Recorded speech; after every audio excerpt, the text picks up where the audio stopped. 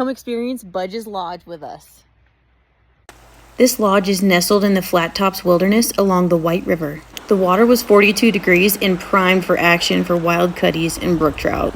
Look at this view. Are you kidding me? Okay, let me show you around. They have bedding at this wilderness lodge, which was great. There's also electricity. Lindsay and I stayed in the 2-bedroom. The bathroom was super nice compared to what I was expecting. And when we walked out every morning, we had this view, and we did spot some elk and deer up there too. They offer trail rides, so I went over and took a few photos of this crew that I met. They were so much fun. We're headed out to drop camp. How many miles? Like 8 miles? Yeah, 7 or 8.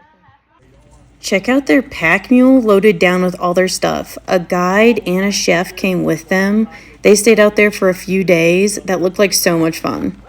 But I gotta admit, being an outfitter as well, I was really looking forward to sitting on the deck with Lindsay and just relaxing. I brought along one of my favorite field guides, and this is the view from the deck. It is exactly what I needed. Took my field guide in. These are Oregon grapes and some of the biggest rose hips I've ever seen. Wasn't much mushrooms because of how dry it's been. We headed out in the warmest part of the day, which was like maybe 70. We hit the Flat Tops Wilderness. This is public land. You own this. There's miles and miles of White River. We didn't quite make it to the waterfall, but there's a waterfall about 3 miles in. It was recommended that we wear waders because of all the willows, and that was ice cold water. Ice cold. It was great fishing. We caught some of the biggest brook trout I think I've ever caught. But my bread and butter is wild cutties in wild places.